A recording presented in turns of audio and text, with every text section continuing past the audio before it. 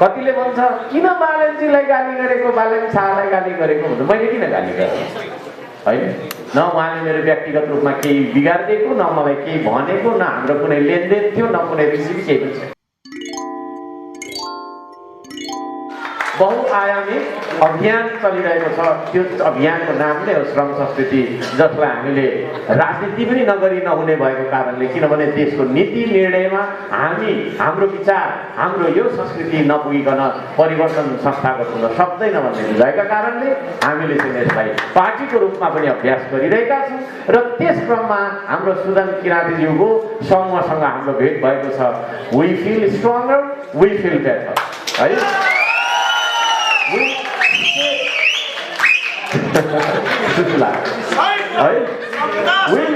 We'll stay stronger and we'll stay better always. है सुदन किराँती र हक्क साम्पाङको यस्तो भयो अरे उस्तो भयो अरे भन्ने न्युज मेरो तर्फबाट सुन्नु हुने छैन। मलाई लाग्छ सुदन किराँतीज्यूको तर्फबाट पनि त्यो खालको कुराहरू सुन्ने छैन।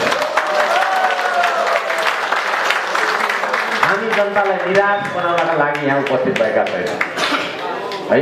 हामी जनताको मुहारमा हाँसो कोर्नका लागि, हाँसो सर्नका लागि उपस्थित भएका छौँ। म सबैजनालाई त्यो अनुरोध गर्न चाहन्छु। अब एउटा अभियन्ताको नाताबाट, एउटा श्रमदाताको नाताबाट, एउटा समाज सुधारक र समाजलाई जागरण ल्याउने एउटा सोसल एक्टिभिस्टको नाताबाट मैले यी कुराहरू राखेँ। अब एउटा त्यसो भइरहँदा प्रतिपक्ष दलको एउटा नेता पनि हुन्छ। सरकारले अहिले गरिरहेको कुराहरूको बारेमा यहाँ मैले नबोली गएँ भने फेरि मैले बोलेको अधुरो हुन सक्छ। त्यसो भएको कारणले थोरै म राख्न चाहन्छु।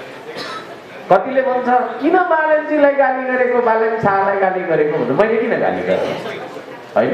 न उहाँले मेरो व्यक्तिगत रूपमा केही बिगारिदिएको, न मलाई केही भनेको, न हाम्रो कुनै लेनदेन थियो, न कुनै रिसिभ, केही पनि छैन।